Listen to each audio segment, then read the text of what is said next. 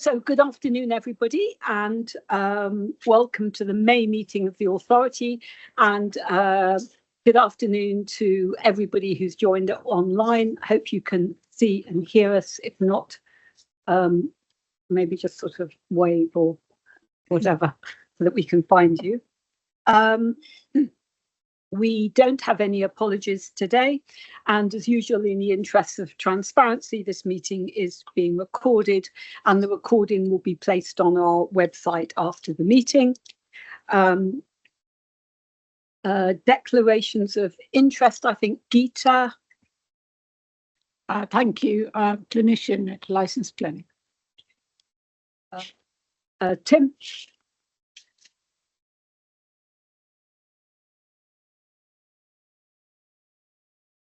Thank you. Undertake some consultancy work for Middle Eastern IVF groups. Steve. Thank you. Yes, I provide, I'm an embryologist, and I provide consultancy advice to the fertility sector. And Anya. Freelance work within the fertility sector. Thanks very much. I think we have somebody from our sponsor department of the HSE or not. Anyway, I know Steve was due to join us and is not feeling well, so we wish him better. And yeah, I don't think anybody else has joined. Okay, so first item, as always, is previous minutes of the last meeting in March. Everybody's had a chance to see them. Were there any final comments before I approve them? No? So can I take the minutes as approved? Nods of heads, yes, thank you. There were some matters arising, which you'll have seen in the papers, but I don't propose to go through them because they're all sorted and finished. There are only 3 of them. So again, does anybody have comments on matters arising? No, fine. So minutes were approved and no outstanding matters arising. Oh, sorry, John. Apologies. My voice is a bit croaky today.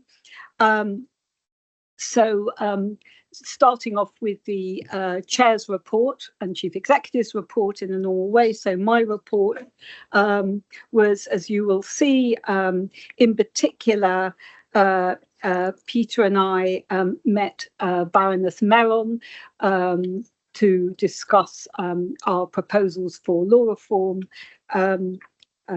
This is, I think, the 3rd meeting we've had with the minister. She's a Minister for Health, responsible for us, and it was a really positive meeting.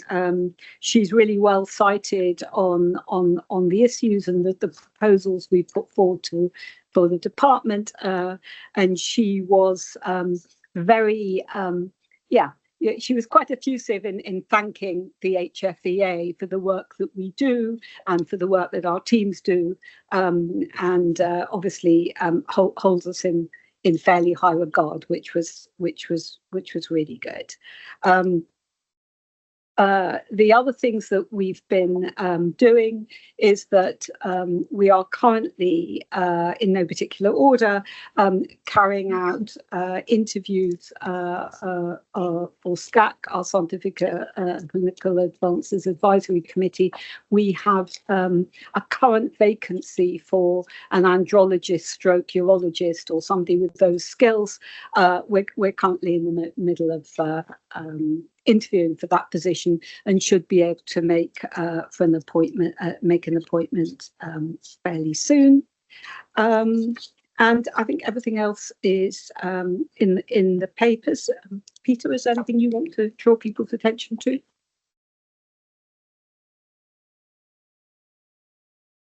Thank you, Julia. I won't repeat the things that you've already covered, but a couple of things that are probably worth drawing the authority members' attention to. You'll see from there is quite a lot of activity at the moment going on of thinking about the regulation of stem cell-based embryo models. remember you had a discussion, in fact, SCAC had a discussion in the autumn, and then we had a full authority discussion only a couple of meetings ago, in which we suggested our sort of preferred trajectory in terms of regulatory outcomes on stem cell based embryo models.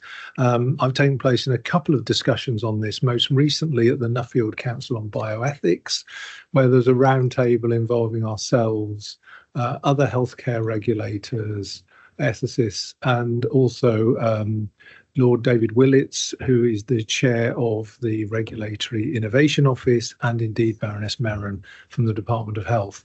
So this is really I think you're now seeing some quite serious thinking, if you like, as to how the sort of stages one might think about in terms of actually putting a regulatory framework on stem cell based models, building on the voluntary work that was undertaken last year.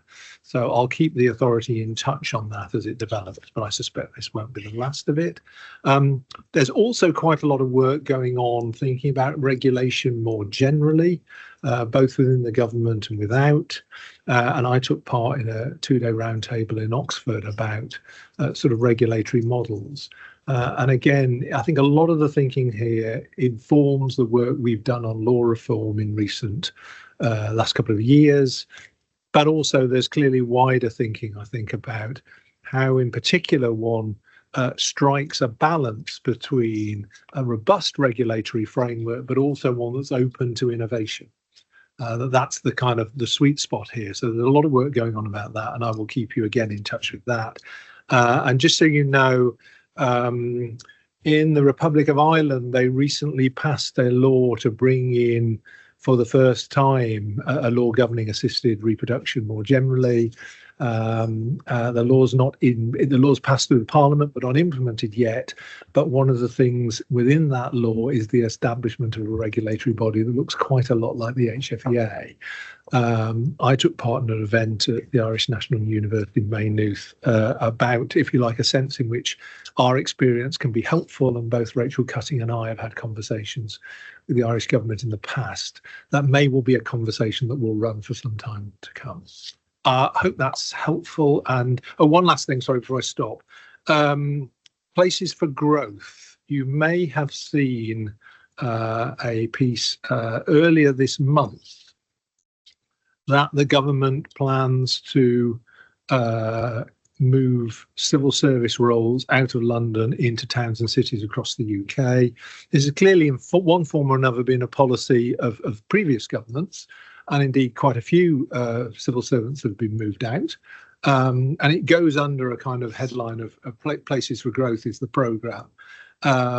It's looking to, if you like, provide career opportunities, if you like, for people in the public sector civil service across the country, bring government a bit closer to people across the country, and also release some quite significant savings. At this stage, we don't have any information again about whether arm's length bodies are directly impacted, or just civil servants in the narrowest sense, you know, those people who work directly within government departments. About half of our staff currently live outside of London. As you know, many people work from home. The lease on this particular building is until 2030 as well. We've communicated all this to staff because clearly, you know, for some people this might be quite an anxious time, because clearly, you know, people have settled lives, and they have other partners who work, and they have schools and all the other connections in life, which means you take root somewhere. But at present, what we've said to staff is we don't have anything concrete at all at present. We've certainly not been approached about any move, and we will of course let them know as soon as any kind of concrete proposals are circulating. And I will of course keep the board up to date as and when we have further knowledge. So I hope that's helpful, but very happy to take any questions on that or anything else I've mentioned. So just before we move on, I just want to say a quick word about governance.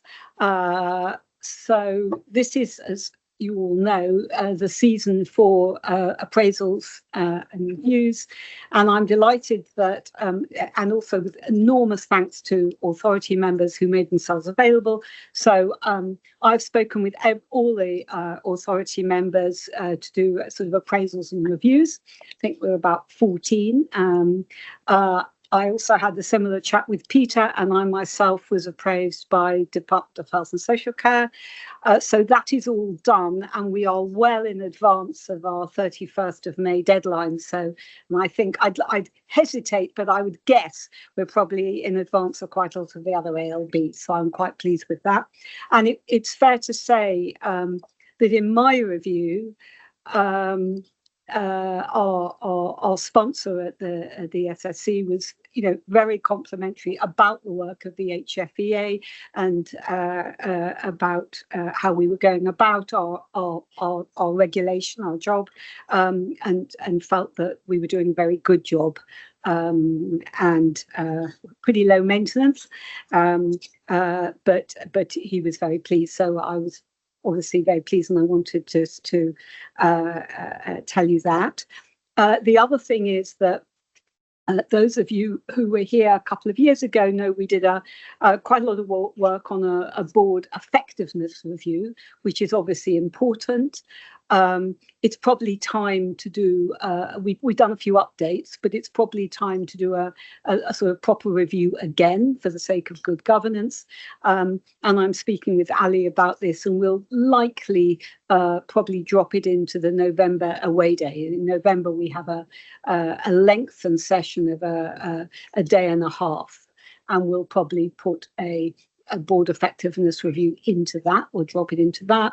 And Ali and I are talking about what that would look like and so on. So I think from a governance point of view, those things are really important, and I'm glad we've completed them and have them in mind. Excuse me. Any questions before we move on? So we had a sort of pretty full sweep of meetings this quarter. Francis, I know, are you going to speak about SAC or Alex? Yes, I can. Okay, lovely. Thank you. Over to you. Thank you. We've got Thank you. You've got a summary in your papers of the meetings that we've held. We continue to meet monthly.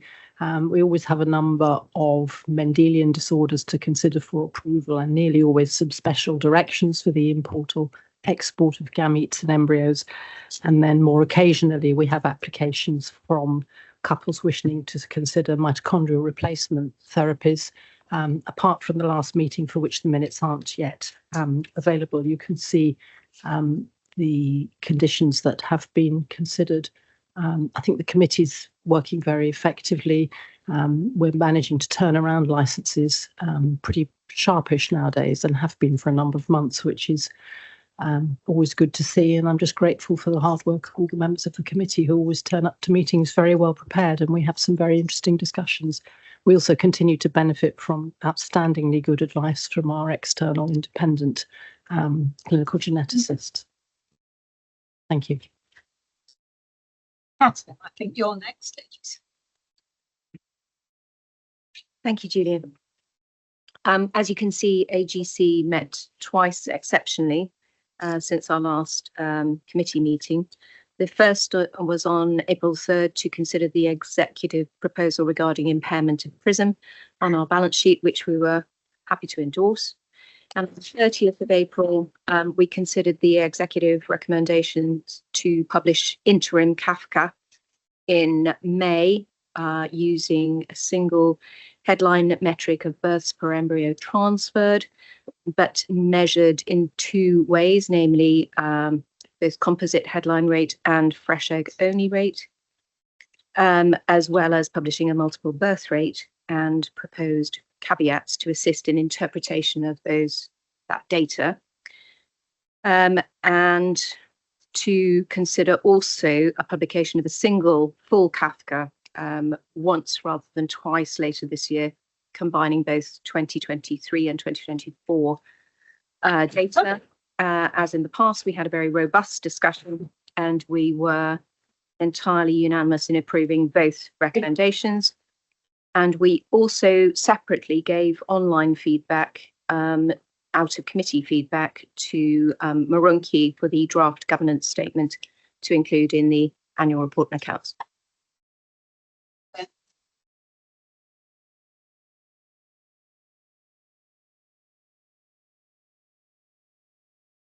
As you'll see, we've had 2 meetings. I did report on the 20th of March very briefly, but that was before the minutes were approved. And you can see there were quite a number of issues there. The 8th of May meeting that we've more recently had, the minutes are now agreed. They're just not published yet. But it was an encouraging meeting. As you know, the Licence Committee tends to see only the more complex licensing cases, with the majority of inspection reports, as you'll see from the LP, going to the Executive Licensing Panel. So it's possible to be on the Licence Committee and have a rather strange view of the sector through its worst performers. That's why it's very good to have meetings like the last one. We recommended 2 clinics for 3-year licenses without conditions. And one had, both clinics have been under scrutiny for some time, one as a result of an incident which had revealed some poor practice, another through an inspection which had revealed some poor practice. And at our last meeting, it was a pleasure to see reports in which there were a great list of non-compliances, the actions to be done, what should be done by when. And at the end of each section, it said no further action required. This isn't a common experience on the Licence Committee, but it's a very welcome one, which is what led to the recommendations in relation to licenses. I was inclined to think, unusually for me, of a biblical quotation.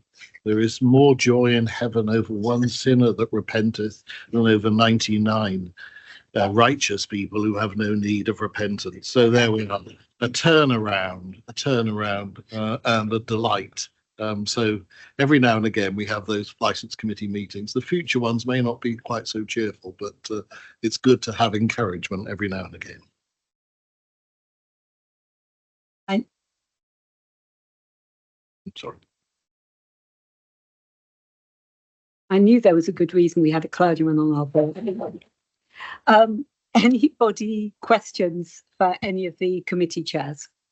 No, but thank you very much. I know also that the last set of meetings were pretty full on for all of you, and require a lot of work as always. And we're really very grateful for the time and effort that all the committees put into their committee reports and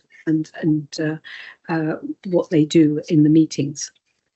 Right, now we come, as always, to the performance reviews, where we ask some of our senior management team to look at various areas within the exec performance and measured principally against agreed KPIs. But in this May meeting, we also do a little bit of a look back, because we're at sort of more or less the half year. So we look a little bit back at the last sort of 12 months-ish, just to see how we're doing and do a bit of a temperature check. So I'm going to start off with Peter, and then we'll hand over to Rachel. Thanks, Julia. Yes, you've set that up for me very nicely. So given this as a public record, we have 19 key performance indicators, and I'm delighted to report that performance across the year has been almost uniformly good or improving. Where those indicators have dropped, they've usually been for very particular sorts of reasons. And although I think it's really important to have stretching indicators, our view is it's always in the end better to do the job properly than simply to rush to make the indicator. But, you know, effectively, by the end of March, 13 of those indicators were rated as green, 3 amber, 3 of them are neutral, because effectively they don't lend themselves to that sort of RAG rating, and none of them red. So I'm really delighted with that kind of performance, and like to put on my record my thanks to the staff of the HFEA, because that's the reason these indicators are in the place they are. And whether you look at, and colleagues will say a little bit more detail than me, whether you look at our compliance performance, that's inspection and licensing, our decisions on embryo testing, you know, our OTR performance, what you see generally is really a good or even improving picture right across the year, and I think that's enormously welcome. The only other thing to say is really commenting on the what I might call the HR indicators about staff sickness and turnover. Sickness has generally been low across the year and certainly lower than well within performance, and the year has seen a very marked decline in the performance and the turnover figures. They do take time to react, but they've gone from being, you know, well outside of our preferred comfortable range at the start of the year to being, in fact, just under now. In fact, they are, you know, we're talking about turnover about 4%, which I think, given all the pressures on the public sector and problems elsewhere, really is as good as it's going to get. And I think that, together with things like the staff survey results, which I've reported earlier, currently suggest the HFEA is in rude health. You know, by all the sort of usual measures, the way you judge the staff, you know, on the whole, people like the work, they're sticking with us, and I think that's also then reflected on the performance on the KPI indicators. One of the reasons it's possible to deliver this level of performance, because actually we've got motivated staff who've been here long enough to have real knowledge and expertise, and that's reflected in those figures. So that's all I wanted to say by way of introduction. Then the three directors will give you a sense of how the year looks and any other more immediate announcements in terms of their responsibilities. And just before we go to Rachel, and sparing the blushes of Peter and the SMT, he mentioned briefly the excellent scores in the employee engagement survey. I would just say that a couple of weeks ago, Peter and I attended, as we often do, and it's in the papers, a series of meetings of ALB chairs and CEOs. We all get together, and it's clear that our engagement scores and the turnover figures are not perhaps reflected in some of the other LBs. And actually, we had comments from some of the other chairs and CEOs that they were quite envious of the scores we had. And I think that although we have a very motivated staff, they love the work and so forth, they couldn't do it without the leadership team of Peter and the SMT. And we don't often say how well they've done, and thank you, but maybe this is a good opportunity to do that. So over to Rachel. Thank you very much. So I will start with compliance and the inspection team. I think the performance report for the year shows a real positive year and good performance with the KPIs being met. Where we do have sometimes a delay, for example, in getting a report to a PR, I have said this before, it's genuine reasons.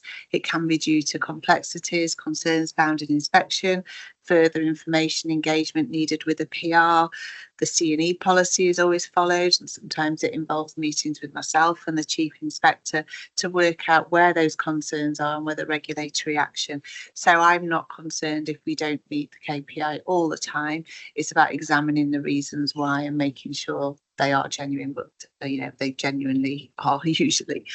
Looking ahead, we've got a busy year ahead. We've got the inspection schedule sorted, and I do want to just thank the inspectors for having such a positive engagement. Luke's going to talk about the Phoenix project later on, but we've got a team of inspectors that help and support that, and they have been very positive and engaged and are quite enthusiastic to see what a new system looks like. So thank you to the inspectors for, you know, fitting that in around their work. Turning to OTR, I think you can see a big difference over the year. I'm really pleased with the team, how they're working. They're all fully trained. Everyone can do every application now. And I think you can see that with the numbers. So at the moment, the waiting list is currently at 738, which is the lowest we've ever had. So if you think in contacts over the last year, there's been 1,726 people received their applications. So the team are functioning well with the new systems that we put in place. The average waiting time, because of all the applications that are there, is still about 8 months. But what the team have done just recently is focused on those ones that have been waiting a while. And the ones that have been waiting a while have been due to complexities, such as waiting for further information and clarification from clinics. But we've felt now that we can now close some of those. So hopefully we'll see overall the average wait will come down. But thank you for the team because they're really working hard and well together on those. And then just to finish, I know Tom will probably mention this later, but we have a registered team who are there to answer queries that clinics have when they ask about submitting data through Prism. And Prism's been a new system, so it's been a challenge for the team as well to learn how it works and what the queries are and how to resolve them. And last year we had over 1,000 queries waiting to be resolved and worked through. The team have worked brilliantly, and this has been a huge collaboration between the development and IT side of things. Tom will probably mention it. And we've now got the waiting list, the backlog of queries down to 100, and then now being able to actually start doing queries on the day that they come in. So that's really positive. It's obviously helpful for the sector and will make the errors and Prism work a lot better in the future. So thank you to everybody involved. Thank you. Any questions for Rachel? No, I just want to say, Rachel, I think that's great. And I think the reduction of the backlog on OTR is really very encouraging. However, it's still an 8 month delay, which in an ideal world is just too long. And I think maybe it might be helpful, given that the waiting list is coming down and so on, is perhaps next time give us a little of indication of what the forward trajectory looks like. So at what point will be, say, 4 months or 2 months, if we have some ideas, because I think we see it as a great achievement, but it is coming down. But I think we need to be clear that it will come down, sort of relatively quickly, as quickly as well as is practicable, really, and some idea of what that might look like, if that's possible. Yeah, thank you.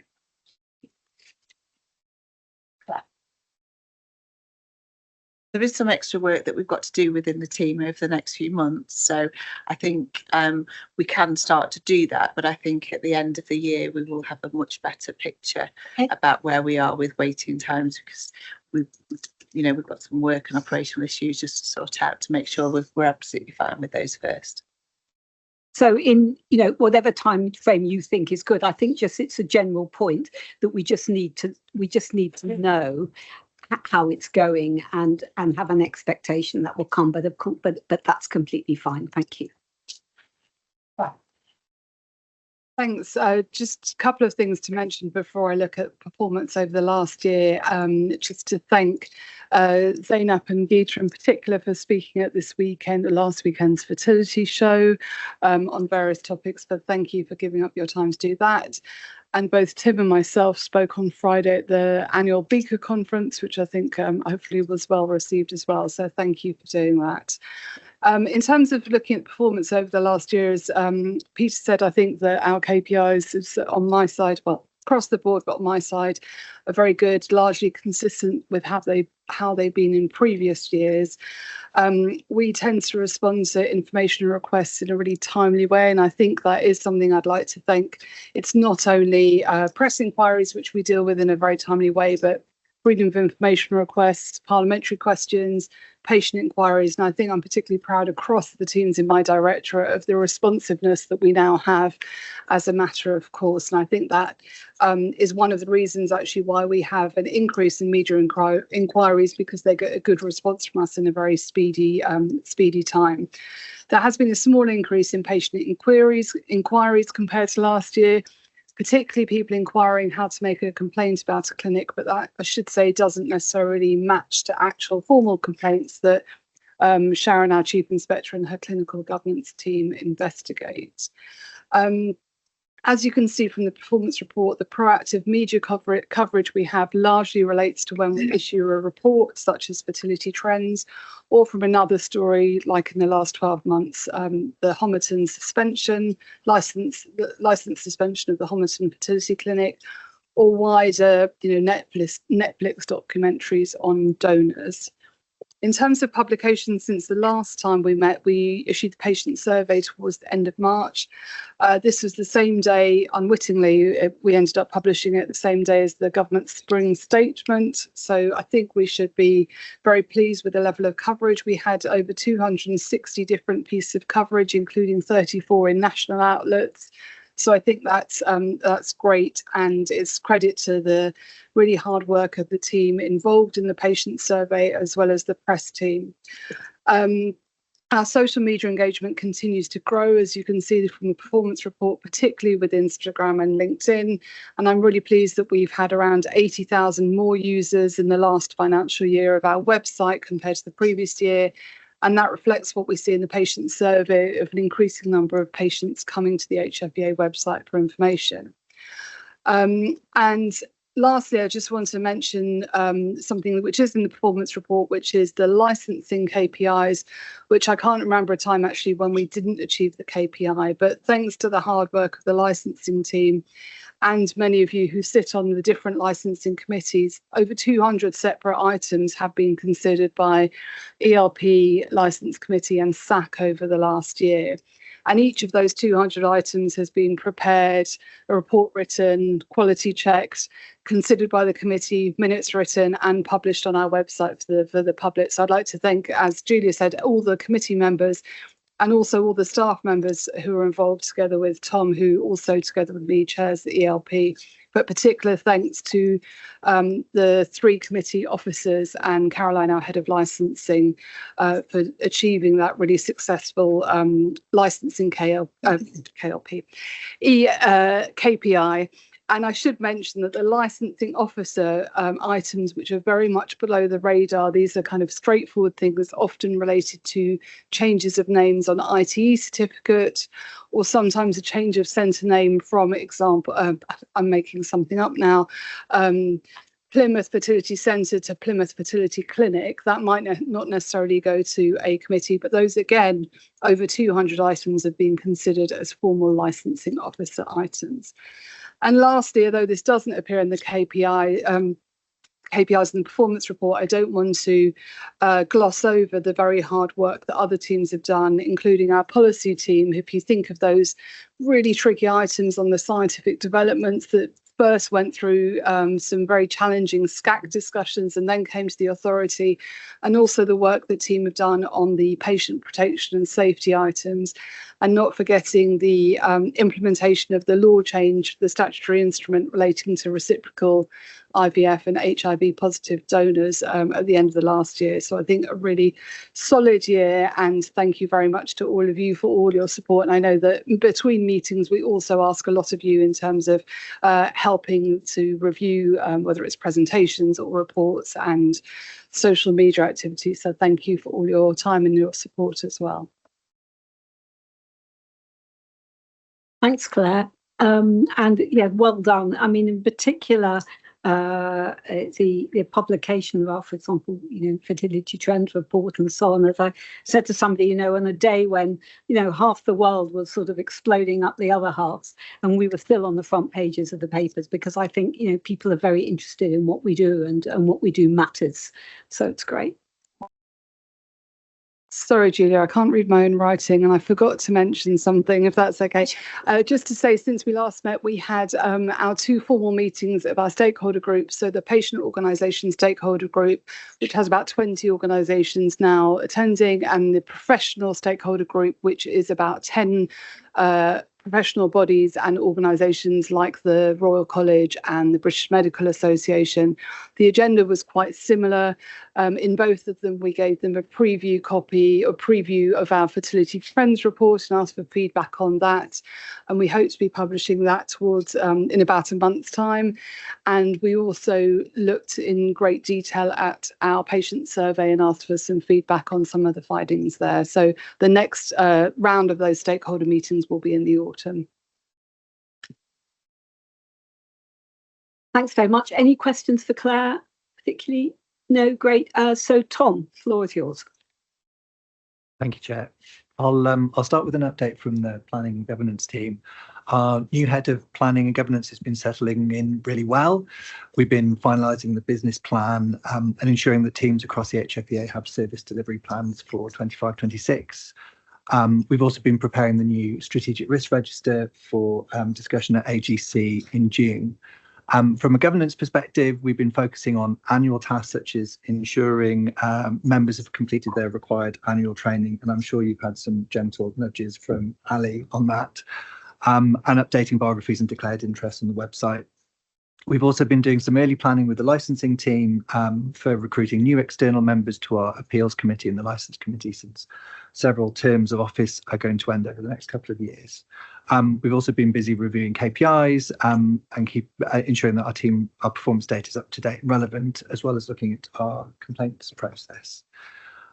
For IT, the IT team's been really busy with a number of really complex tasks at the moment, including supporting our IT development project, which we're covering in a bit more detail later in the meeting.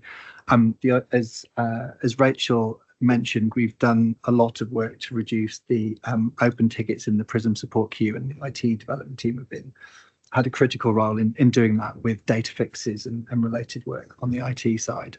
And brought the open tickets down by a huge amount over the last year. On security testing, after a major technical update to the HFEA's website, we booked a penetration test that should happen at the end of May.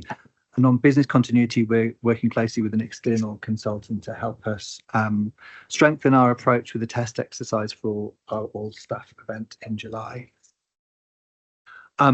We've been working really hard also across IT and information governance teams to pull together the necessary evidence for the new cyber assessment framework aligned DSPT requirements. It's a bit of a change from last year.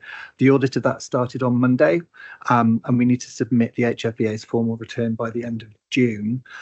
We're expecting this year's assessment to be fairly tough, and that we'll need to build on any recommendations in a pretty focused way in the autumn. And we'll discuss this with AGC in more detail in June. Finally, for finance, it's the busiest time of the year, with a huge effort over the past couple of months to prepare for the year-end accounts. The team's currently preparing for a potentially quite tricky audit due to the number of refunds that the HFEA has paid to clinics in 24-25. As members are aware, these were caused by previous duplicate activity returns submitted by clinics in error over the past few years. We're working really closely with the NAO on this, supported by the PRISM team, to get them the evidence that they need to confirm that the refunds are all present and correct. On performance, it's also now clear that the focus work that the team have been doing on reducing our age debt over the year is starting to show through properly in our KPIs, and I'm really grateful to the team for their hard work on this. It's a small and dedicated team, but they're really well organised. Moving on to the finance report, the HFEA's current pre-audit financial position for 24-25 is a surplus of around £133,000. That's before kind of accounting and other changes that will come through the audit. This position is largely driven by an underspend against our planned costs, in particular the Phoenix IT project, which commenced later than originally planned. Other areas of expenditure came in broadly as budgeted, with some small overspends in salary and IT that are more or less balanced by underspends in legal and other costs. On the income side, as you're aware, the funding for Phoenix was provided additionally by the department in 24-25 as grant and aid. As soon as we knew that we're not going to spend all of that money in year, we let the Department of Health finance team know, and agreed that we'd not draw any funding down that we didn't need. And the department has agreed to roll that funding over into 25-26. Our fee income in 24-25 has been complicated by the refunds and clinic activity corrections. As can be seen in the paper, our fee income was under budget by around £300,000, but up to nearly £200,000 of that should be covered by the provision that we set up at the end of 23-24. The volume of refunds now appears to be reducing as we'd expected and hoped, and we'll continue to review our data so that we can forecast our fee income as accurately as possible in 25-26. Regarding the finances for 25-26, we'll have a decent initial view once we get into Q2. The main cost that we need to manage at the moment really relates to Phoenix. It's a high cost project in HFEA terms, and although we have some contingency available, we'll need to manage costs and prioritise any additional investments really carefully. Some small additional costs have arisen already, and there'll invariably be further pressures. I think that's it from me. Are there any questions on the financial position or anything else? Alex. Yeah, thanks, Tom. I just wanted to say, with the high-profile cyber attacks over the last few months, mainly in the retail sector, it was great to see that rather than thinking it was a different sector, we've done some lessons learned, and it was great. All the authority members had sight of that, so I think that's really good from us to try and mitigate those risks. Thank you. It's not so much a question for Tom, but it's drawing out of something that he just referenced, and that was within his area reviewing KPIs. And what I wanted to say was, by any standard, it's looking at the annual performance. It's an outstandingly good set of KPIs. Any chief exec and chair would be very proud of it, and rightly so. I preface this question, which is a slightly churlish question, with an apology. In the spirit of continuous improvement, does it make one think that there either ought to be more frequent periodic review of the suite of KPIs to make sure that we are sufficiently challenging and stretching of our clear abilities? That's a good challenge, Catherine. I think today we've taken a slightly ad hoc approach, which is where it seemed to us that we could be more stretching, we've sort of done that. But I think what you're pointing to is probably a slightly more routinized look, say possibly on an annual basis, about the extent to which this particular suite of KPIs are appropriately stretching or not. And I think one of the things we can, reflecting on this year, is have a look at that. It's always quite a delicate balance, I think, between I think we've established a good relationship between the non-exec and the executive part of the organisation, in the sense of you've clearly given us a sense in which you'd rather us were be stretching and occasionally red than comfortably green. And I think we need to pick that up and have a look at them. So it's a good challenge. We'll do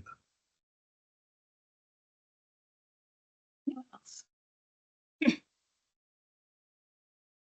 No. So thank you, Claire, Rachel and Tom. That was really helpful. And, it's a very positive outlook. I mean, as Catherine said, we have to keep things on review and sort of look for consistency. But the last year's been really good, and not without its challenges, and a lot of work by the team. So I think it's a really good report. Now we come to item 6. Choose it's an item entitled Choose a Fertility Clinic. As you all know, the authority has a duty really to provide information to patients about clinics that we license and some of the treatments that they receive.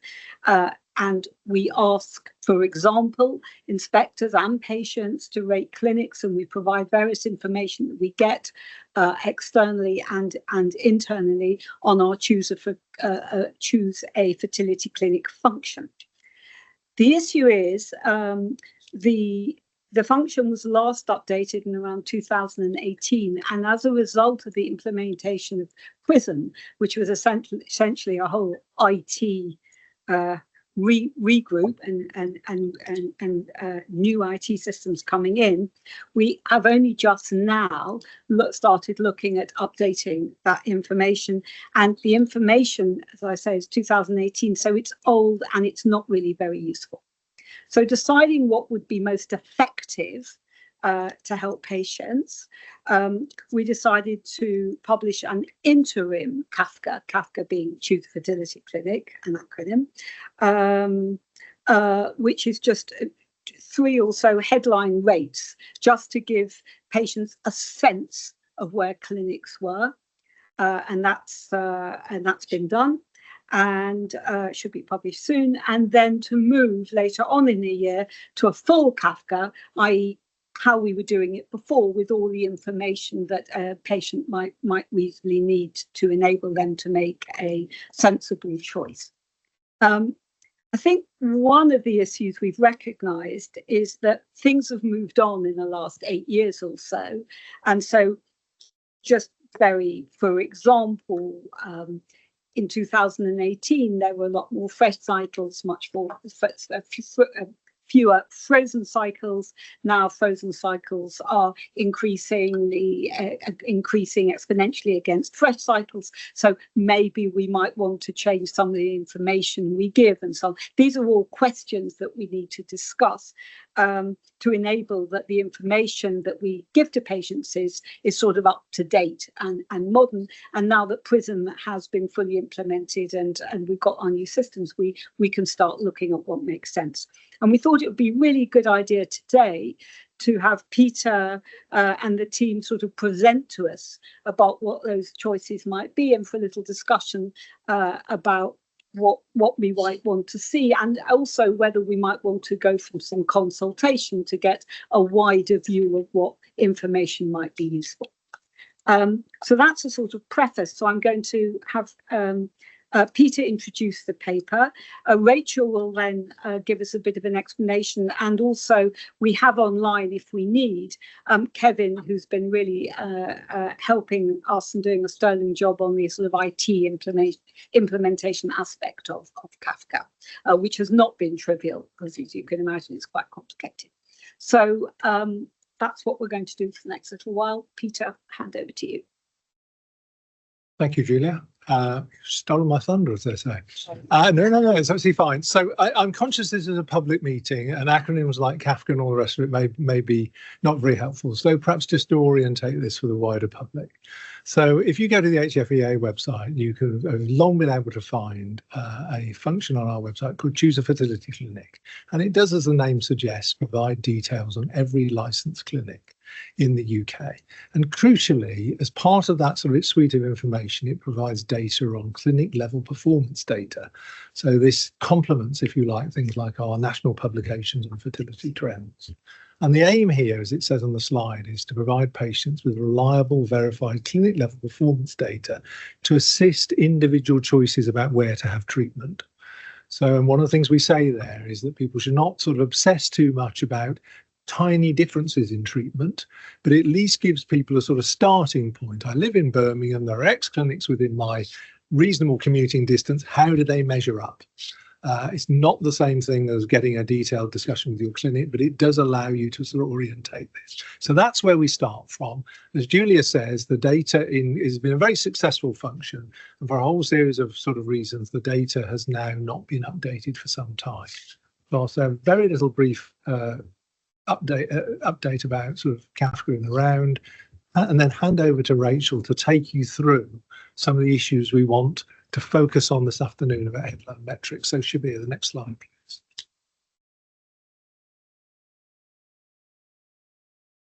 Okay. So yes, as we've said, so what we've got currently is births to 2018, pregnancies to 2019.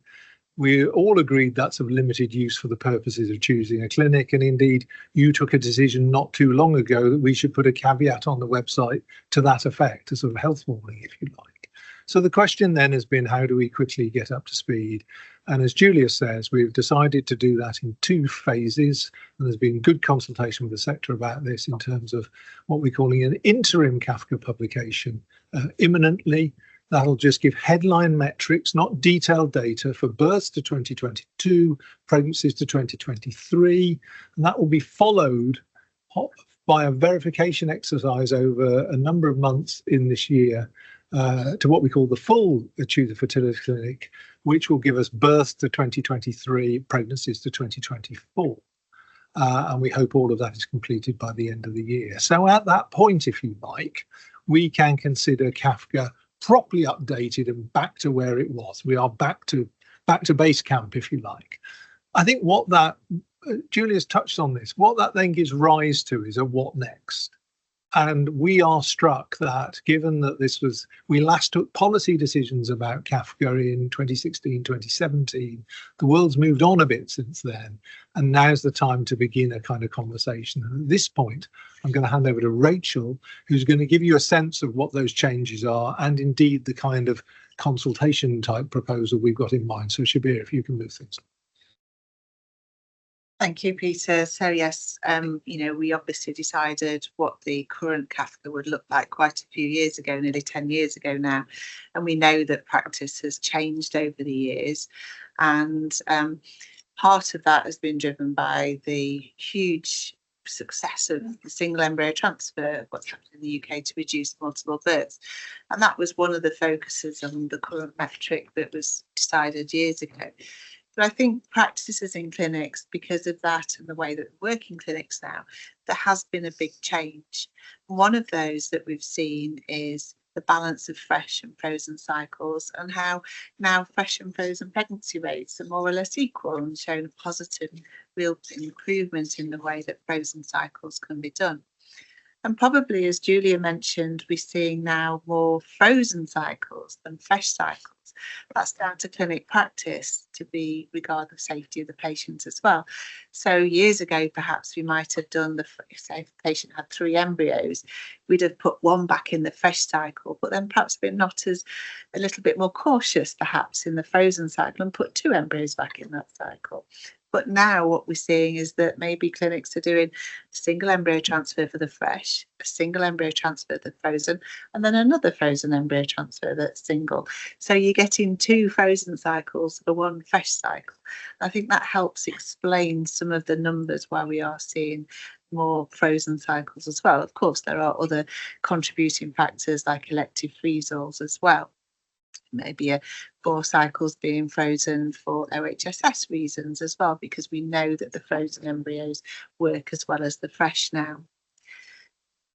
The headline figures before were very much focused on multiple births, and we know there's been a huge improvement in that. And in our last fertility trends last year, we're seeing levels now under 5%, and we know that from preliminary work getting ready to publish later on, that trend will continue to fall. Single embryo transfer, thinking about multiple pregnancy rate, is part of routine. We discussed this at the previous authority, and we know that that's really embedded into clinical practice now. Increasing donor treatments. We are seeing patients using donor egg, and that might be reflected in changing how we look at the metrics. There's also, especially in the last year or so, an increase in using genetic testing such as PGTA, and that can be alongside when patients might have 2 or 3 cycles all together to then select embryos at the end. So you're sort of having to go through 2 or 3 IVF cycles and egg recoveries to end up with 1 embryo transfer. So I think all these need to be considered to how we would look at how Kafka would look in the future, to give the fairest rates to patients, but also to explain how that works and so patients understand them as well. So what we'd like for you to consider today, and I've just put some metrics, some ideas for the consultation here. These aren't an exhaustive list by any chance. It was just to start a conversation around them. Obviously, there will be a lot more work after this meeting to make the decision of how this might look. But I think some of the questions that you might want to raise today and to talk through is that given the metrics that we're now seeing more frozen cycles as well as alongside fresh, should those be combined or should they be kept separately? Should donor cycles and PGTA cycles, because of the increased use perhaps in some clinics and not in other clinics, be excluded from any headline rate? And then should there be different metrics for types of treatment? So we've focused on per embryo transfer, but if batching is increasing, if PGTA is increasing, should we think more about per cycle started, for example, because it might be for a PGTA cycle that a patient doesn't actually get to embryo transfer. So that's another thing. Multiple birth rate, we obviously produce that in Kafka, but it's routine practice. Is that something we should focus on? And it's the metrics, isn't it? Is this per embryo transferred? It really was helpful at the time to think about single embryo transfer and drive good practice, but it might be time now to think of other ways to present the data for patients to be able to compare between clinics. So it's not an exhaustive list, it's just to prompt discussion today, and then we can obviously think about the broader picture as well. I'm going to hand back to Peter because there might be other areas of work that we can draw into this as well in the future. Thanks, Rachel. And just briefly, we'll return to the slide with Rachel's questions on in a minute, because I think that's a useful prompt for discussion. But what we also want to give you a sense of, so this is if you agree, the proposed consultation would be over the coming months. But looking a bit further ahead, so let's say at the end of the year, we've updated Kafka to the dates I suggest. You've made a new decision on headline metrics, which may show continuity or change. There's a kind of what next? Because actually, the other thing you've been helping us with over the last couple of years or so is thinking about how we present data more generally publicly. You'll know we've recently published some public dashboards. We're doing some work on inspection dashboards. We've got other kinds of publications. It may well be in the not too distant sort of medium term that actually Choose a Fertility Clinic itself in the form that it takes needs to be overtaken. Now, on this, we're not looking at this stage for, I mean, clearly if people have got views, that's very helpful, but this is definitely medium-term work, not immediate. But the reason we've included a section 4 in the paper at this stage is just to give you a sense that this is a general direction of travel, rather than we're just doing this, we want to do this exercise on headline metrics. So I think there is a kind of sense of, as I say, once we're up with a full Kafka to the dates I've suggested with possibly new headline metrics, it buys us a bit of space actually to think more imaginatively about how we present data and so on. So if you've got thoughts on that, great, but don't worry, it's just about giving you a sense of direction of travel. And Shabir, if we could turn back a slide, I think the conversation we're really keen to have with you today is around the sort of the issues raised in section 3 of the paper.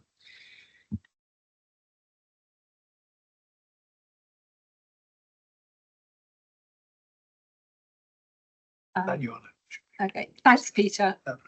Thanks, Peter. So let's start with questions. I have lots of hands around the room, so I'll try and go in all order. Francis first. Thank you. My impression is that patients find this very helpful, not least because the clinics are compared in the same way on the HFEA website, whereas if they're relying on the information on individual clinics' websites, the way each clinic presents their data will vary, and that makes it much harder for them to make those comparisons. I think the single embryo transfer has been a huge success, and I think it would be a shame to stop counting that data because then we won't know if there's been a step backwards. And I think we would want to continue to encourage people to aim for single embryo transfers in order to avoid the well-known risks to mother and babies of putting back more than one embryo. I think we need to acknowledge the increased use of PGTA, even though for many patients this is rated red in terms of an add-on on the HFEA website. And personally, I would be in favour of moving to a cycle started rather than per embryo transfer, because we know that PGTA will lead to some women having no embryos marked as suitable for transfer because they get an adverse score following PGTA, and yet some of those embryos, in fact, the PGTA result is misleading and they would have led to the birth of a healthy baby. So I think it's very important that patients are aware that using PGTA may decrease their chance of achieving a successful pregnancy, even if it might reduce their risk of miscarriage. And it's quite hard for sometimes, I think, to explain how those two statements can be reconciled. If we went to If we moved to capturing the data prospectively per cycle started, I think it would give patients a more realistic idea as to what is the chance of success in a cycle started. And I think that would be helpful. Thanks, Francis. Tim, and then Tim. Thank you. I think those of us who've been working in the sector for a while will remember when there was a switch where we used to do it per cycle started, and there were question marks about clinics cancelling cycles maybe for different reasons or not registering them, and then there was a move towards per embryo transferred for the reasons that have been mentioned, so it made sense. But I think we've moved beyond that now with the complexities that you both have explained. So I think having a consultation with the sector and with patients and professional about what people would find most useful is very timely at the moment. And I think I've been quite taken actually by how useful the SART database is. So for those that don't know, SART is the American registry of outcomes. It's voluntary. It's not like the HFEA, it's voluntary. But what they've done is they've linked together, and their main headline outcome now is the singleton live birth rate. So they focused on singleton live birth rate cumulatively per cycle started. So one cycle started, you add up all the transfers from that. What's your chance of having a baby from that cycle started singleton baby, and that's the main one. They also have what's the chance of a patient having a baby after they've been referred to a clinic. So if you add up all the different treatments, what's your chance of going home with a baby by a different age group? They also then go into per embryo transferred as well, but lower down, which obviously then adds in the PGTA complexity. But they've only got 5 different outcome measures, and that's actually quite a nice way of looking at it, which we've not been able to do before because of the lack of linkage. But now, with PRISM, then hopefully that's something that we can move towards something similar. Zainab next. Yeah, thank you so much for this excellent and really informative paper. It just, provides so much information.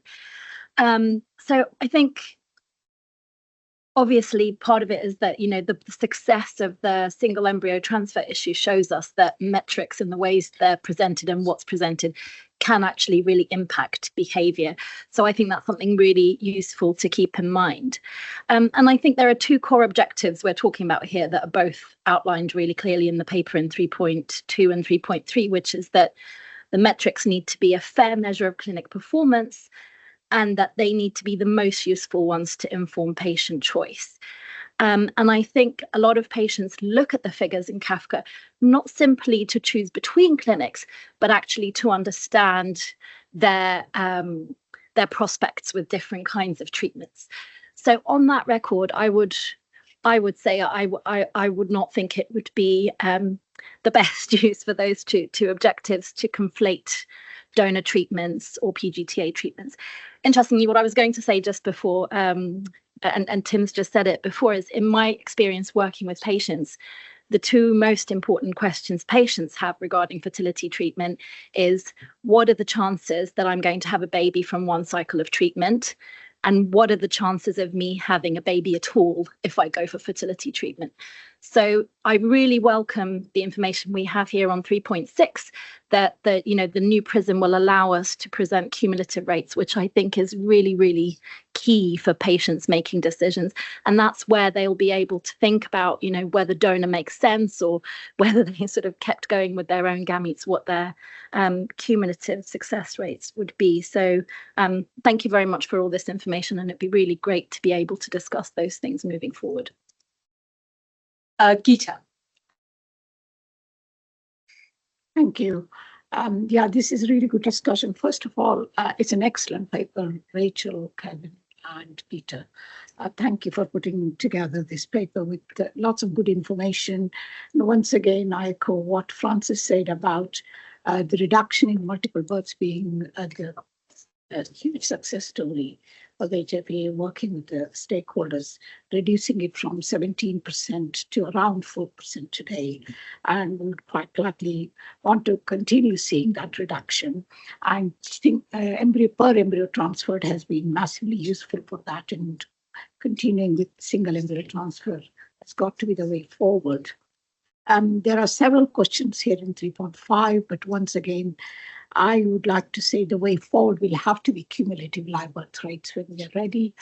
But considering, freeze-all, either it's for risk of OHSS or for PGTA, whatever it is, I think per cycle started seems to make sense so that there isn't, an unnecessary increase in elective freeze-all for risk of OHSS or even PGTA. And going forward with cumulative birth rates, and Tim added some really good comments about what SORT has done as well. So I think a wider consultation in the sector with all stakeholders would be quite helpful moving forward. Tom, would you? So I just wanted to say, again, great paper, really interesting.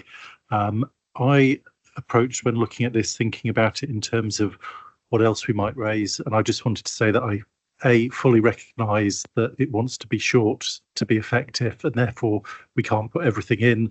And B, there may be constraints upon us that mean that we can't do everything that people say is a good idea. So I'd just like to recognise that first.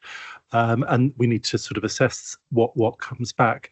But when I was looking at this and thinking about the patient perspective, I thought something that would be useful to add would be potentially about the groupings under which this comes under. So Tim mentioned the age groupings, and I think it would be a good opportunity to actually get from the clinics an idea of how they feel that this could potentially be cut up to be most informative for the people that they've come in. So rather than approaching it from the measures, approaching it from the groups that might use it and get some idea on that.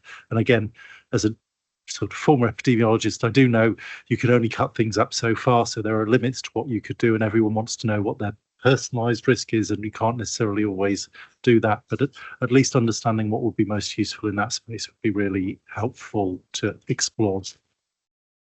Alison. Thank you. I endorse everything that's been said so far. I think the first question is the continued use of metric based on fresh own eggs still helpful? Yes, absolutely. I think patients that come, they are focused on their treatment at that moment in time, and separating out the fresh and subsequent frozen is the only way we're going to get to the cumulative pregnancy rates. And back to the comment Tim made that we introduced, when I say we, the HFE introduced the ITT form, how many years ago, Rachel? But the ITT form, for those that don't know, is an intention to treat form, which is completed within 5 days of the patient starting stimulatory drugs. I think that's right. And that was in an attempt to catch the number of cycles started so that we could get that accurate information. And it's also hugely helpful in a consultation to take a patient through the number of cycles that are started, and actually then explaining those that then reached to egg collection, then explaining those that got to embryo transfer, because that brings in all the issues in a treatment cycle and focusing on IVF, but it gives an opportunity to discuss hyperstimulation, poor response, and what could go wrong. And sometimes I think the first consultation for patients can be quite a negative experience because you do spend quite a lot of time telling them about what could go wrong so that they've got a very full information before they sign that consent form. And I think having national statistics that can make that really clear, that it's not just the centre they're sitting in, that that is the reality of the treatment they're embarking on, so that we have that clear information. And I think it has to be per treatment. So you have IVF, you have donor insemination, you have egg donation, because that is what the patient's interested in at that time. And I think it helps the sector and the HFE to give the patient much more information before they make a choice. So I think everything that we've got on that list there, my screen's just gone, will be hugely helpful. And I think what we've achieved with the multiple birth rate was through that kind of information. There was lots of written information, lots of road shows to make patients aware of that 2 was not better than 1. And I think this is where we start again. We draw a line under what we've done in the past and move forward and provide that national data is really, really important. So I endorse everything that's been said and want to make that clear. Thank you. Anya. Yes, thank you. Just I guess wanted to take a step back from the specific questions, having just spent a weekend with patients and hearing time and again how important it is to have that unbiased information and really trusted information.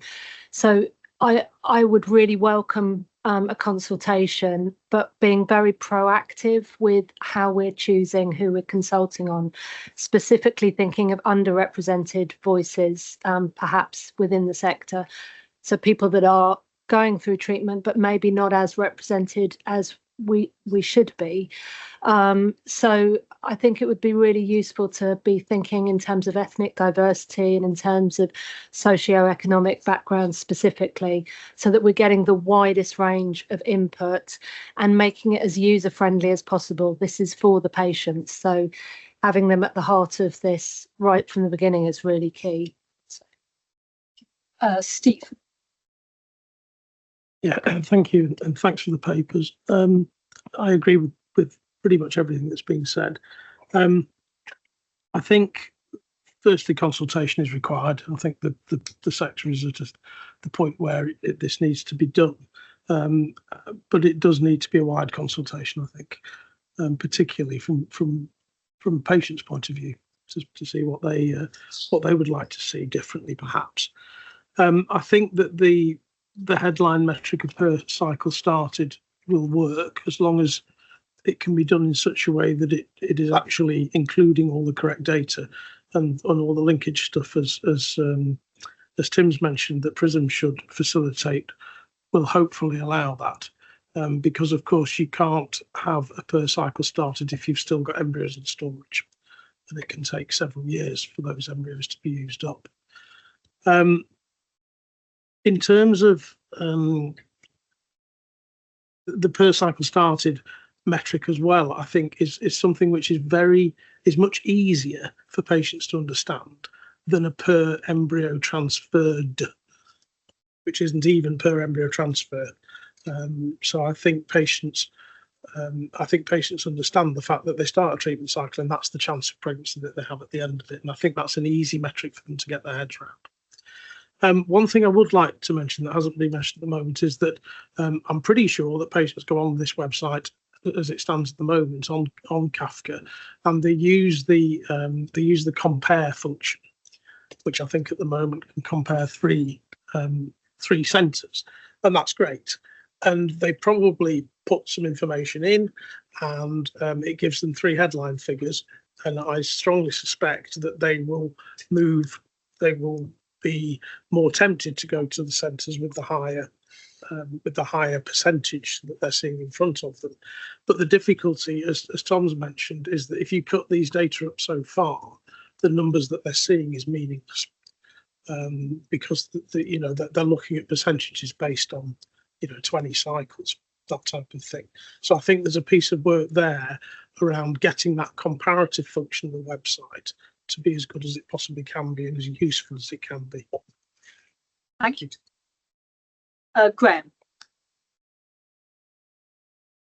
Thank you. I agree about the importance of this and the value of this paper. One of the things that struck me as I was reading it was that it was a good example of the HFEA responding positively to changes that have happened and then adjusting what we do in the light of those changes. But there was just one thing that wasn't mentioned that I think is important, and building on what Steve has just said, and that is that although the data is going to attract patients and they're going to make those sorts of comparisons that you talked about, I always assume that the Kafka section of our website had the data in the context of how the inspectors rated the clinic and how the patients rated the clinic, because it's not raw data alone that we are conveying. It's something to do with our core function, and that is what we make of that clinic as a whole and what patients themselves make of it. And the one thing that isn't here is any I'm sure this is going on all the time, but any reflection about, is the way that we present, the way the inspectors rate the clinic, the way the patients rate the clinic, communicated as crisply and as creatively as possible within the Kafka section of our website, because the less attention we pay to that, the more attention will be paid to the data, the raw data, and that may not tell the whole story. Catherine. Thank you. And my point builds on what Graham's just said. But I do think all that I've heard, thoroughly supportive of, and I'm very much in favour of it being included in a broad consultation.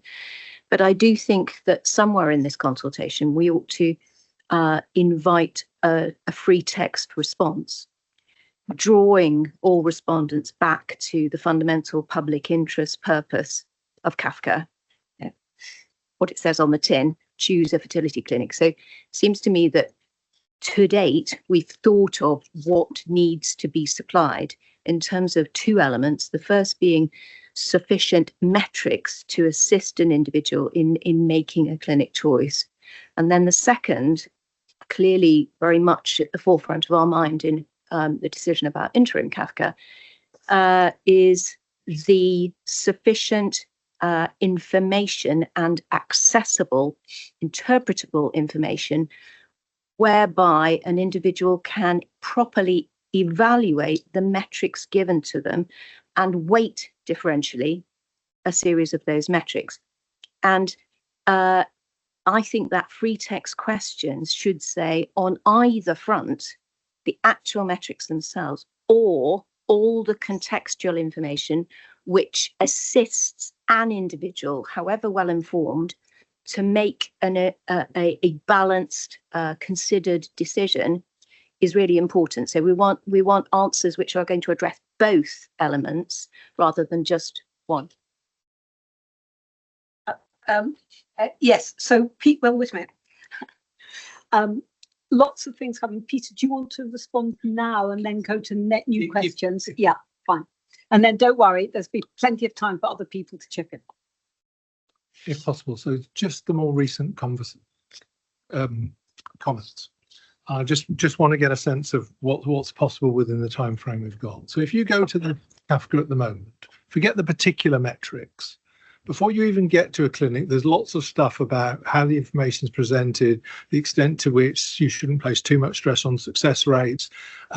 Steve's absolutely right, and so is Tom. The more you cut this, particularly with small clinics, you get down to numbers which are virtually meaningless. That's why we have confidence intervals. If you look at some of the smaller clinics, actually the confidence intervals are so wide that the figure is pick a figure, any figure, quite frankly. So, but what we're proposing at this stage, and I'm not discounting anything that's just been said about presentation of how the inspectors think and all the rest of it, is a consultation, is assuming the basic structure of Kafka remains the same with all the caveats and the confidence intervals and the rest of it. But for the moment, we're proposing a short focused conversation on the most appropriate metrics given where the fertility market is today.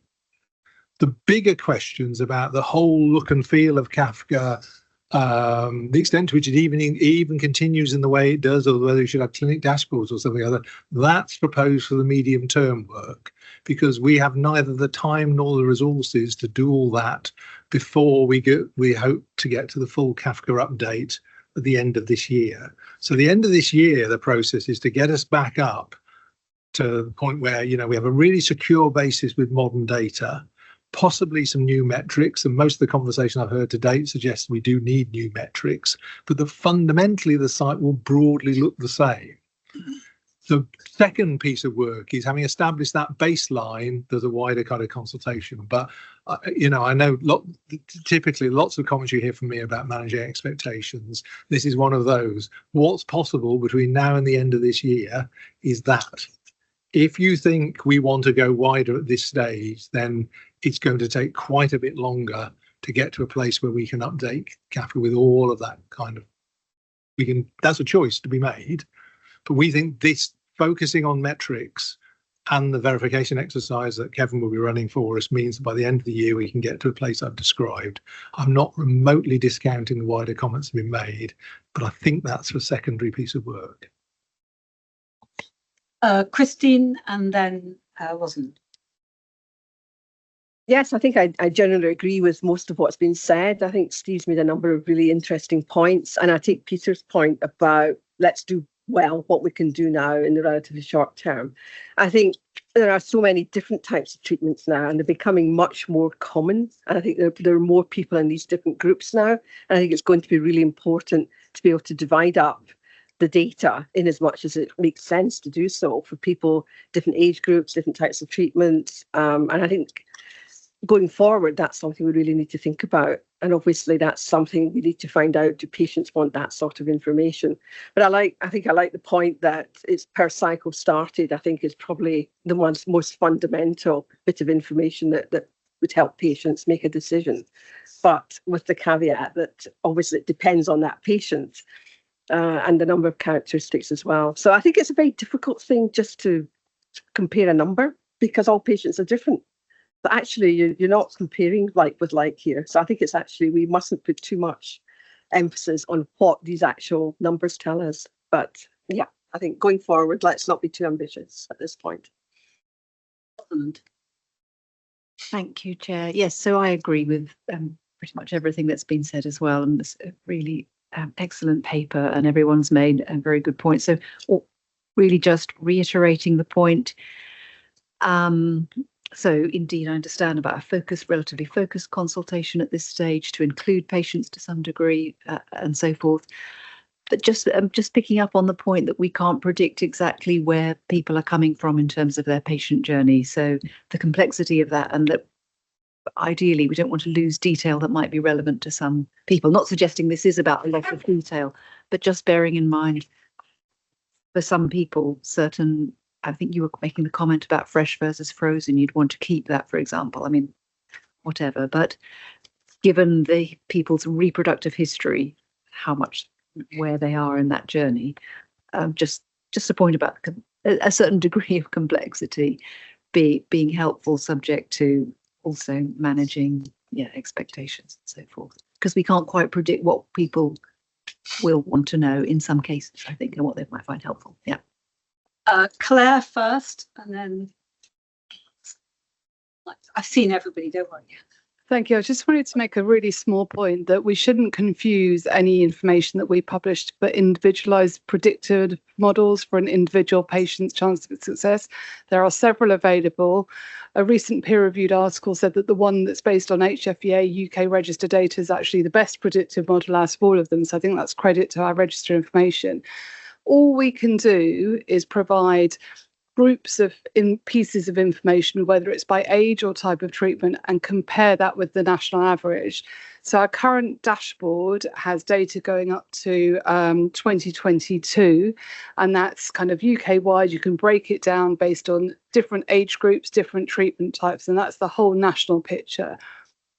If Choose a Fertility Clinic, when it's updated, you'll be able to see that same headline information, but on a clinic basis. But that still doesn't give an individual patient their chance of success. And all it does is compare it with the national average. And thinking back to our most, the recent patient survey we did just a few months ago, compared to over 93% of respondents who felt that consent forms were explained very clearly to them, there's over 25% of patients who felt that their own individual chance of success was not explained clearly before the start of treatment. So just a reminder that the information we provide is very, very helpful, but cannot replace what happens in an individual consultation and shouldn't. It's not a predictive model. Alice. That's exactly the point I was going to make clear, actually, is that we can't get carried away. This is not a data research base. It's information that's gathered. The age ranges that are on the detailed information are the age ranges that we can make comparisons with in the past. So we have to be careful what we're looking at, because that age ranges have been there for a long time. So to start changing that would upset lots of other data. Not to say that we don't in the future, but you've got to think about retrospectively as well. And the information that we're publishing is retrospective. And I think it's clearly said in the HFEA website that this does not give you your individual chance of success. And when you try to do that in a clinic, the patient wants to know the duration of the infertility, the diagnosis, so many different parameters to feed into your database. And I'm speaking from a bit of experience here because we did have one of those that we developed many years ago now, but you could put in so many variables that you ended up comparing two patients. And then you could have said that's 100% because both got pregnant. That's not statistically viable. So I think the data that we're providing in the HFEA is a high level national comparison, no more than that. And I think we have to be really clear that that's the message that we give. So it's used in that way. And it's not presented as your chance of success nationally in the UK. If you're 35 and have an IVF is 50%. It's not for that. It's not a tool for that. Geeta and Catherine and Steve. Thank you. This has been an excellent discussion. And I agree with everything that's been said by my colleagues. I was just going to say that the metrics that we use in the outcome measure that we will publish are going to be extremely important, as we all know, and the responsibility lies greatly with us, not just for the success, but also for safety of patients. And in fact, that was something which, when it came to reduction of multiple births, safety was at the forefront for maternal safety and safety of children. So that's something that's been achieved. So what I would say is, bearing that in mind, it would be good when we do consultation if we include stakeholders like obstetricians, because when you do MDT meetings, you see that you're not just talking to fertility people, you are talking to obstetricians, neonatologists, all these people. So it would be good to include these stakeholders because it affects them, and it also affects the resources, our National Health Service resources used by patients, whether they get pregnant or not, whether they develop complications, or if they get pregnant and then end up using more NHS resources because of complications. But they are part of how we publish and what impact it has on our NHS. Thank you. Catherine. Peter's clarification on the point of scope, I think, is absolutely well made, and entirely agree that clearly we're considering something of a much more limited focus in the next few months, pending a further decision about how and what we do in subsequent in next year. However, it does seem to me, and I apologise that I wasn't sufficiently clear, that in this consultation we would be failing to gather all that we should if we didn't give respondents an opportunity to say what in contextual information is key. In other words, in our current caveats, what would they propose as additional explanatory information to assist patients in making a choice? And I hope that that doesn't go into the territory of a much more unfettered scope of next year's consultation. But I do think that that's important to inquire about, as well as just metrics. Thank you. Just carrying on from what Claire and Alison were saying about what Choose a Fertility Clinic can do and what it's intended to do. I do just wonder if there is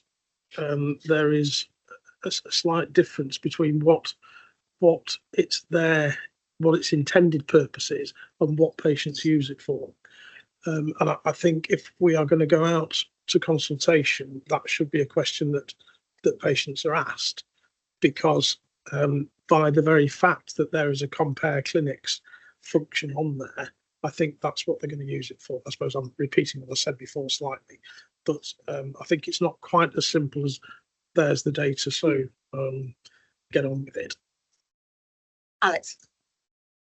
Yeah, thanks. I wanted to come in more about the stuff on section 4. I mean, on section, which is why I paused on section 3. I mean, I agree with the discussion and would defer to clinical colleagues on those metrics, but it all sounds pretty sensible to me. And I think, we are where we are, and it's commendable that we've got PRISM up and running and we've got data. But I think, the analogy that we've returned to base camp in 16, 17, when we set this policy, is very different to how it is now. And, you know, the days of an individual sitting down at a desktop or laptop computer, opening a browser and navigating to government websites to find out what's going on are kind of absolutely, totally gone. And I think, you know, we are behind the curve in the way people digest information now. And I think in terms of the wider project with resources and people and all the rest of it,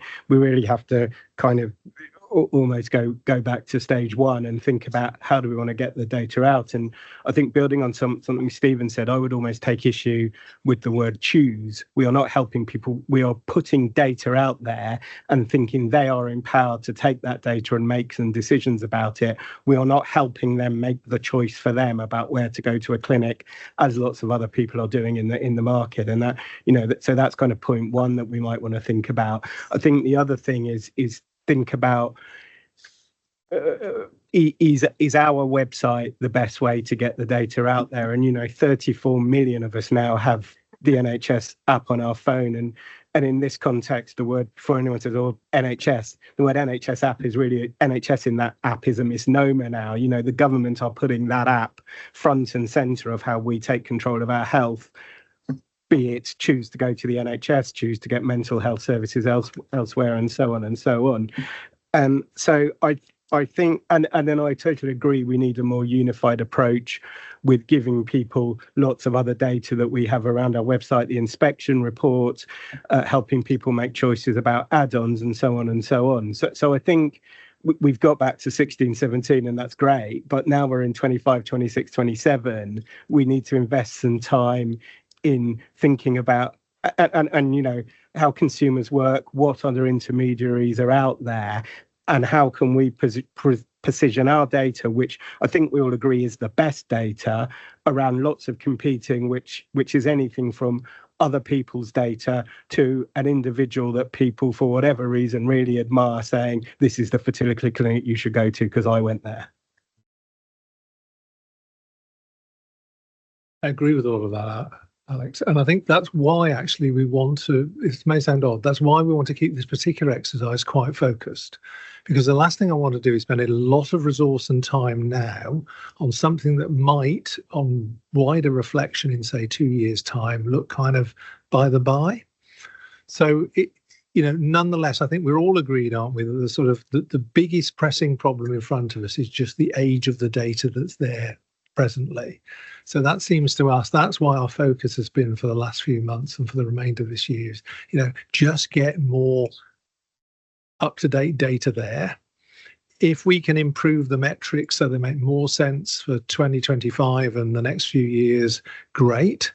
But the bigger questions you raise, all of which are pertinent, you know, require a much more deliberative kind of process.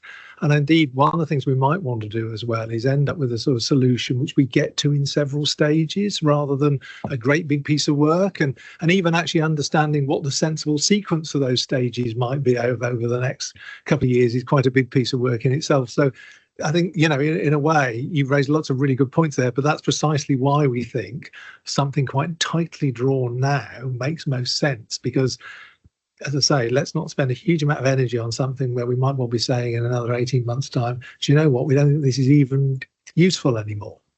The other thing I'd say, just as a general point, and Claire's point about, you know, it's not a choose tool is dead right. So the current Kafka contains lots of language currently saying this is not a predictive tool, you know, and also when you come to compare clinics and so on. So, you know, I think we've known for a long time what Kafka does is provide you with high quality historic data that will enable you, say, as a woman of a certain age, to see what women of that same age in whatever clinics you look at, what the historic success rates in aggregate were at that clinic.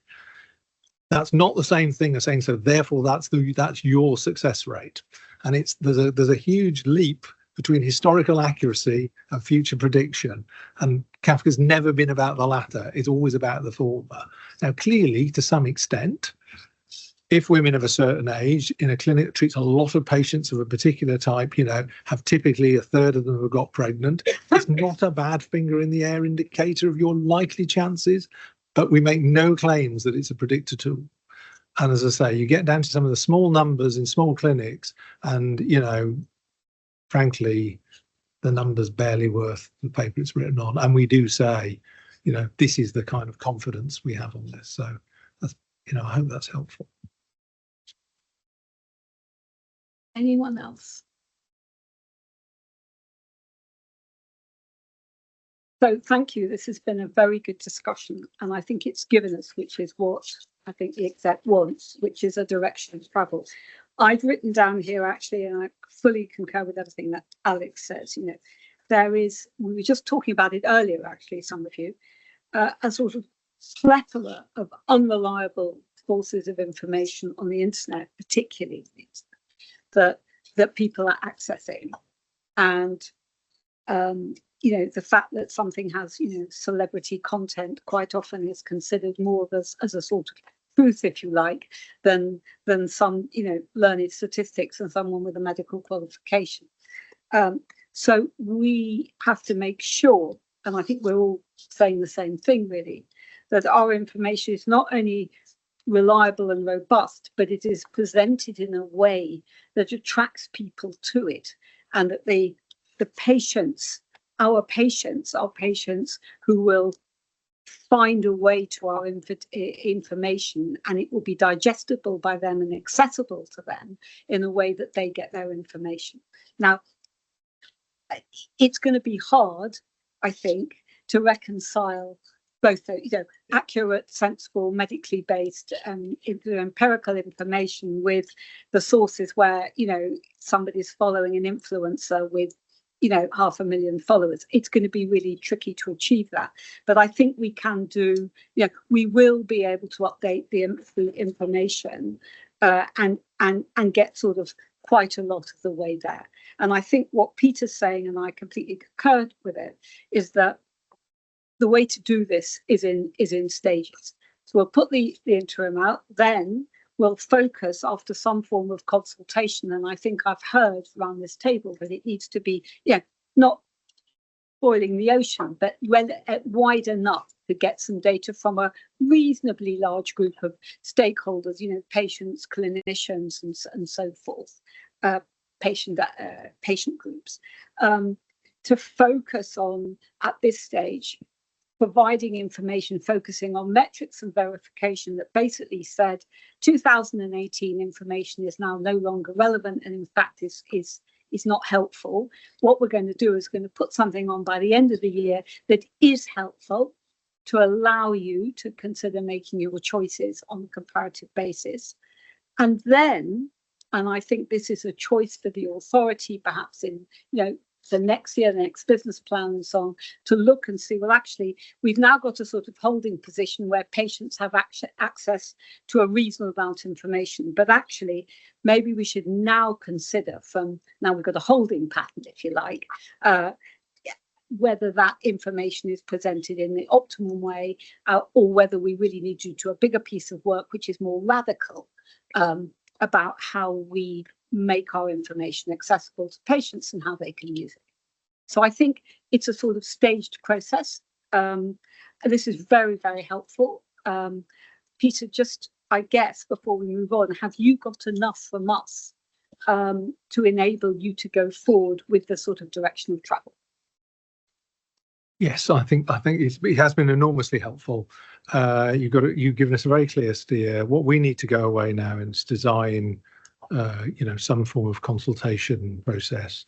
I think there's some questions for us in particular about the extent to which we consult on sort of, if you like, issues, or we consult on firm proposals. Do you like metric A more than metric B? But we can resolve that kind of that discussion.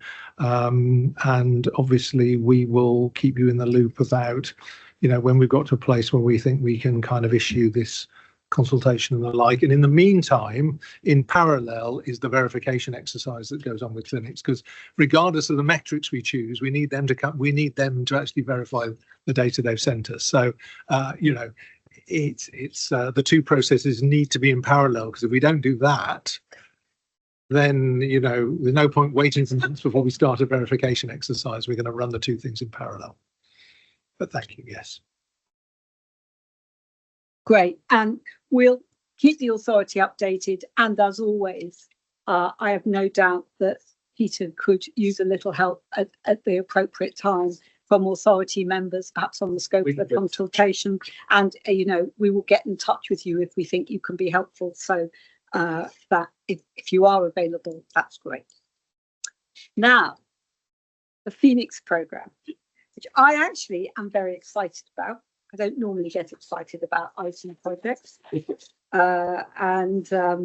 You know, words IT and project come together, and I'm sort of thinking, well, actually, I'll switch off a bit now. This is very exciting.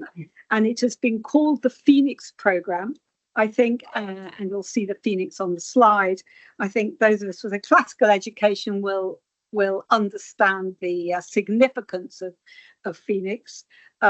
We've had very old IT infrastructure. We've now replaced a lot of it with Prism. Bits of it was still falling apart, to put it in sort of layman's terms. And now we are able to move forward with a revised programme with Epicenter and so on to actually improve and regenerate the old estate and actually get ourselves into a position where we've got good IT that helps us move along and helps us, you know, have access to our data and all the things, because everything we just talked about today and what we've been talking about previously really is dependent on having a robust IT infrastructure. So I'm delighted to ask Tom just to I think lead us into this, is that right? And just explain what's going on. Thank you. Thank you. Thank you. I'll take the paper as read, but I'd just like to say that a huge amount of work has gone into the project so far, from the head of IT in particular, but actually I think we've had loads of really good engagement from across the whole organisation. Despite being very busy, I think staff recognise the importance of their involvement in getting the new system set up right. In setting the system up right, certainly through the project supported by Luke, our new project manager, we're aiming to make it as easy as possible for staff to engage in the right way in the process. I think we've also built a really good working relationship with CEOX, our partner. Their staff are engaging with HFEA staff more or less every day and getting to know us as an organisation. And I have a formal kind of progress meeting with them once a month. From a governance perspective, we felt it was essential for us to bring in a project manager with really good experience of IT transformation, which I think we have in Luke, who set up really clear communications and reporting lines, including to AGC. We've also engaged widely with other ALBs to learn from their experiences, both in managing IT development effectively, but also how to approach organisational and other changes that might help us get the most benefit out of the new system, particularly for SharePoint. We have also reviewed internal lessons learned from Prism development, which identify the need for an experienced programme manager in particular, as well as having a really clear spec, which we put a lot of effort into before we did the procurement. And I think we've had a really robust discovery and design phase with CEOX as well. So I think we are in a good place there. So this is it's a big project for us. It's going to take a lot of our focus as an organisation for the next 12 months or so. We know there are a number of risks that we need to manage, but I think we've set things up in the right way and have a good amount of senior oversight to manage issues as they arise. I think there's scope in the overall plan to flex timings if we really need to. The key driver for this work was to replace aging systems that we're highly dependent on that are becoming more and more unreliable. But the really positive momentum that I think we have with staff should help us to also set up the new systems in a way that provides genuine improvements to how IT supports the work that we do. I think maintaining this momentum and making sure that we don't overload staff through the process is the main priority.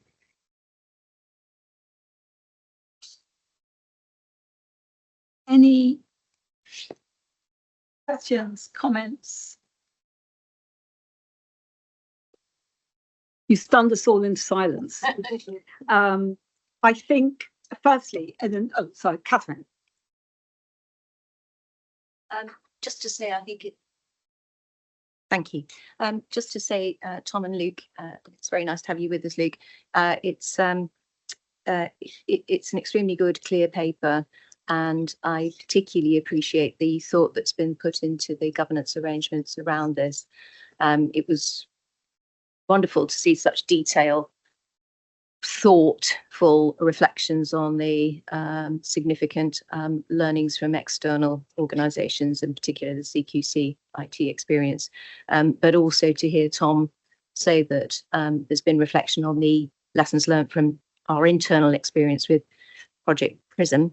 I wanted to ask something about benefits realisation, because clearly benefits are outlined in detail in the business case as was framed.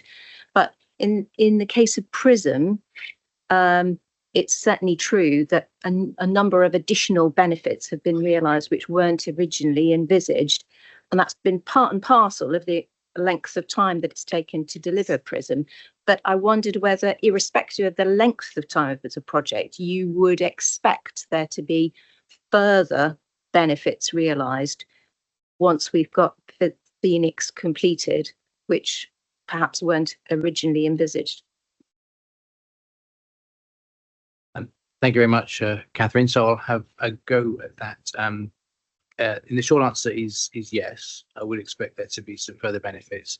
So I think the key thing with this program is we remember the core scope is to replace the aging systems, get you onto modern supportable systems that future-proof you. And I say that because scope creep is always a concern. It's one of our top risks. That said, I'll give an example. So the clinic portal has a number of forms that clinics use, and they don't like, for many reasons, the performance of the portal. And we will improve that automatically by putting it on a modern platform. But we're looking at those forms. We said there are some obvious, easy things we can do to make these better while we're there. You know, small things that do not require consultation that just simply should be done. If I say we take out the fax number, if I say we give you drop downs for countries instead of having to type in a country name, which will give you bad data long term because people spell them differently. Those are small things. I believe with SharePoint, instead of content manager for documents, yes, you'll be on a modern supported system. Actually, you should be able to do searches and find documents in a much more efficient way on SharePoint once you're used to how it works.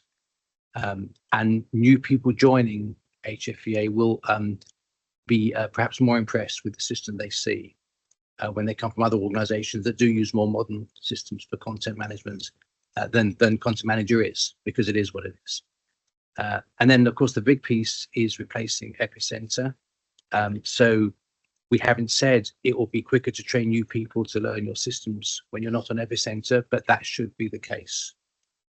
We've already begun to see some screens that have been shown to us in Dynamics, which would I suggest be easier to learn your way around than with Epicenter. We're seeing if we can help inspectors with the notebooks that they prepare, that they take out on inspections, they take into the field. Can we, instead of having those be a free-form Word document that it has to be human interpreted back into the system, can there be some level of automation of pre-populating those with then the human element afterwards? That would lead you towards potential benefits in terms of efficiencies, in terms of the length of time it takes every inspector to prepare for each inspection. And I look at their calendars because I book meetings with them, and I can see the length of time they have to book out ahead of inspections. So we can't promise these things. I don't want to be held against them, because then we might extend the program. But we do expect, sorry, look, short answer long in the end, we do expect some other benefits to come, as well as the key benefits of you are future-proofed where you're not now. Thank you. Any other comments? Geeta. Thank you, Chair. Look, I don't understand much about IT, but honestly, I think this is such a welcome project. And thank you and congratulations, Luke and Tom, for you and your team, because from a user perspective, I mean, it's always been, the HFA has got this historic system, and I really like the clinic staff experience, the new clinic portal won't crash. These are the day-to-day experiences about the IT systems, and it's really a welcome project. And I suppose the other intended benefit would be more cyber security protection, which is of course one of the high-risk things. That's also an intended benefit to it, or maybe it's not a problem. Thank you.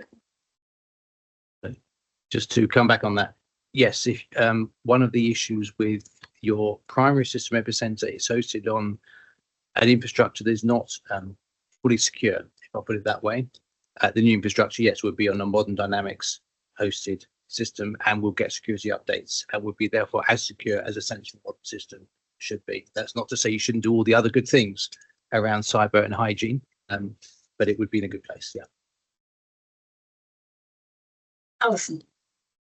Again, I'm not going to comment on IT, but I think from a project management point of view, I think this is exemplary, and I hope that we'll be able to use it for other bodies in the future to say this is how you should start a project. So thank you and well done. Alex.